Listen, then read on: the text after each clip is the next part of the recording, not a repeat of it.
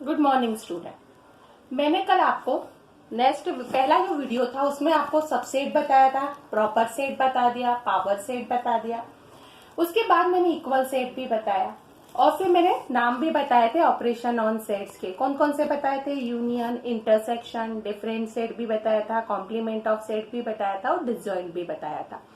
अब मैं equal set का तो एग्जाम्पल ले लेती हूँ, आप देख लीजिए।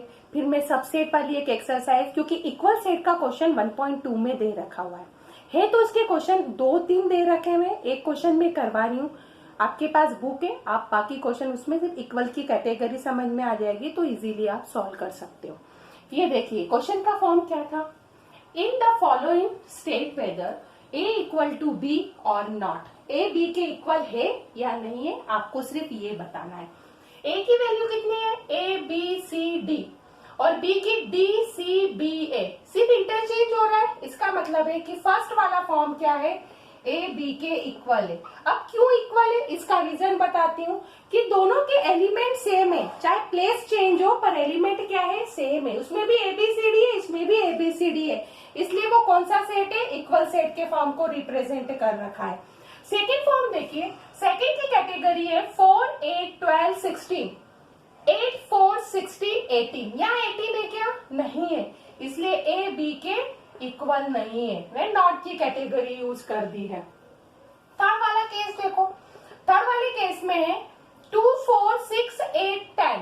एक such that x is a positive even integer. Positive even integer होना चाहिए और x की वैल्यू 10 के इक्वल या 10 से छोटी होनी चाहिए। मतलब ये बात बिल्कुल राइट है, तो a b के क्या हो गया है? इक्वल हो गया है। फोर्थ में है x such that x is a multiple of 10। Multiple of 10 है, यहाँ 10 है, 15 है, 20 है, 25 है, तो मल्टीपल तो हुआ ही नहीं है। तो फोर्थ कैटेगरी में ए बी के क्या है? नॉट इक्वल की कैटेगरी यूज होगी। अब जो आपको नेक्स्ट क्वेश्चन देखते हैं, फिफ्थ वाले, आप एनसीईआरटी में देखोगे तो उसमें भी सिर्फ आपको बताना है कि कौन कौन सा पार्ट इक्वल की कैटेगरी को रिप्रेजेंट कर रखा है। अब आगे के फॉर्म में देखो, ये तो मैंने इक्वल सेट बताया था इसलिए इस एक्सरसाइज का ये क्वेश्चन बता दिया है। अब मैं आपको जो मैंने वीडियो में बताया था कि ऑपरेशन ऑन सेट्स क्या है, कौन सा? यूनियन है, इंटरसेक्शन है, तो ये चीजें होती क्या है ये समझा देती हूँ। फिर उसके बाद ही 1.3 और 1.4 हम साथ में सॉल्व कर लेंगे। पहले आप समझ लो कि यूनियन में क्या क्या वैल्यू डिफाइंड होती है, वो मैं एक बार में आपको समझा देती हूँ। समझ लीजिए कि वैल्यू क्या होगी, यूनियन क्या होगा। सिंपल फॉर्म होता है यूनियन का, मतलब होता है कि आपके कंबाइंड, मतलब दो सेट दे रखे हैं, दोनों सेट क्या होना चाहिए? एक दूसरे के इक्वल के फॉर्म तो है नहीं, पर दो भी कितने भी एलिमेंट हो, सारे एलिमेंट क्या होना चाहिए? कंबाइंड लिख दिया तो यूनियन के पार्ट को रिप्रेजेंट करता है। पहला फॉर्म पहले आप समझ लीजिए, फिर मैं उसकी डेफिनेशन आपको इसमें बता दूंगी। पहला फॉर्म में दे रखा था, पहली कंडीशन क्या बताई थी? यूनियन। यूनियन को क्या रिप्रेजेंट करते हैं? यू के थ्रू रिप्रेजेंट करते हैं। मीन्स आपके पास क्या हो गया है? ए एक सेट दे दिया है 1, 2, 3, ठीक है।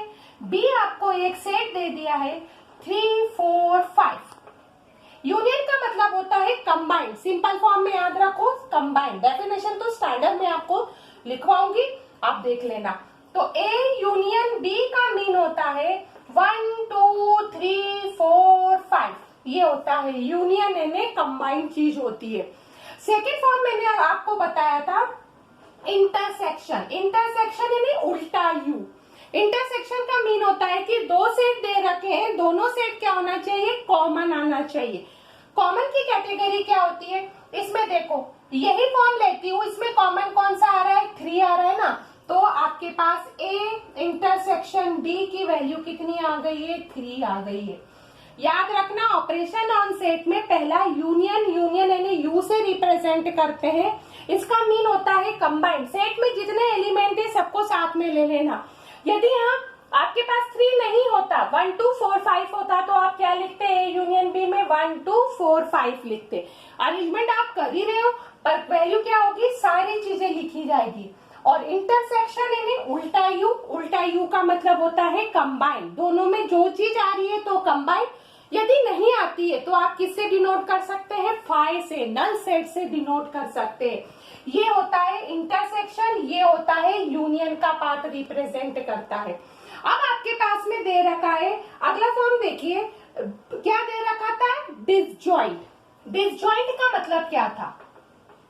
डिसजॉइंट मतलब आपके पास वैल्यू क्या थी? डिसजॉइंट सेट का मीन था कि आपके पास दो सेट दे रखे हैं, दोनों का इंटरसेक्शन कितना होना चाहिए? फाई होना चाहिए। फाई का मतलब है कि ए की वैल्यू यदि 1 2 दे रखी है और बी की वैल्यू 3 4 दे रखा है तो कोई चीज कॉमन आ रही है क्या? नहीं आ रही है। तो ए इंटरसेक्शन बी की वैल्यू फाई है, तो ऐसा फॉर्म क्या रिप्रेजेंट होता है? डिसजॉइंट। यूनियन यानी कंबाइंड, इंटरसेक्शन यानी कॉमन, डिसजॉइंट यानी जिसका इंटरसेक्शन क्या आता है आपके पास? फाई आता है, नल सेट आता है, एक भी एलिमेंट को रिप्रेजेंट नहीं करता है। अगला फॉर्म मैंने बताया था डिफरेंस। डिफरेंस का मतलब क्या होता है? माइनस। डिफरेंस यानी क्या होता है? माइनस की कैटेगरी को रिप्रेजेंट करता है। ये हो गया आपके पास डिफरेंस सेट, मतलब ए माइनस बी कर दिया है। अब a माइनस बी जब लिखते हैं ना तो a और b को देखा जाता है, जैसे ये दो सेट लिखा है। अब इसमें देखो कौन सी वैल्यू कॉमन आ रही है? 3 कॉमन आ रही है, तो ये मैंने हटा दिया है 3। a माइनस बी लिखा है, मतलब a के जो एलिमेंट आपके पास रिमेनिंग बच रहे हैं वही आपका आंसर हो गया है। और यदि b माइनस a लिखते हैं, इसका मतलब है कि b के जो रिमेनिंग एलिमेंट है वो आता है आपका डिफरेंस सेट में। ठीक, a माइनस बी का मतलब कितना होता है? कॉमन चीज को हटा देना, फिर a के अंदर जो एलिमेंट बच रहे हैं वो लिखना। b माइनस a का मतलब b के रिमेनिंग एलिमेंट को लिखना। ये फॉर्म आपका डिफरेंस सेट को रिप्रेजेंट करता है। अब आपका अगला फॉर्म बताया था complement of set. Complement of set का मतलब होता है a dash. a dash equal to क्या होता है? u minus a। मीन्स आपके पास एक u एक वैल्यू दे रखी है जिसको कहते हैं यूनिवर्सल सेट। u मीन्स क्या दे रखा है? जैसे u इक्वल टू आपके पास दे रखा 1 2 3 4 5 6 7 8 9 10, ये आपके पास वैल्यू दे रखी है। a की वैल्यू कितनी दे रखी है? 2 5 6 9 10। ठीक है, a डैश निकालते हैं, u माइनस a होता है। u में से a को करेंगे, 2 से 2 हट गया, 5 से 5 हट गया, 6 से 6 हट गया, 9 से 9 हट गया, 10 से 10 हो गया। अब u में कितने एलिमेंट बच रहे हैं? 1 बच रहा है, 3 बच रहा है, 4 बच रहा है, 7 बच रहा है, 8 बच रहा है। ये होता है कॉम्प्लीमेंट ऑफ सेट के फॉर्म को रिप्रेजेंट करते हैं। क्या क्या बताया था ऑपरेशन में? यूनियन, यूनियन का मतलब कंबाइंड होता है। इंटरसेक्शन यानी कॉमन होता है। डिसजॉइंट का मतलब दोनों में एक भी कॉमन चीज नहीं होना, फाई नल सेट होता है। डिफरेंस का मतलब होता है कॉमन चीज को हटाकर जो बचता है। यदि a माइनस बी किया है तो a का बच रहा है जो वैल्यू लिखेंगे, b माइनस a किया है तो b का जो रिमेनिंग बच रहा है उसको लिखना रहता है। उसके बाद आता है complement of set. Complement of set का मतलब क्या होता है?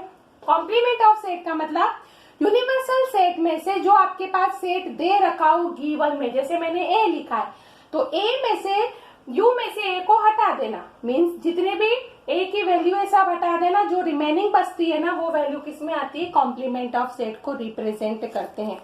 ये देखिए मैंने अभी आपको यूनियन और इंटरसेक्शन बताया है, एक एग्जाम्पल के थ्रू बताया जो आपको इजीली समझ में आ जाएगी।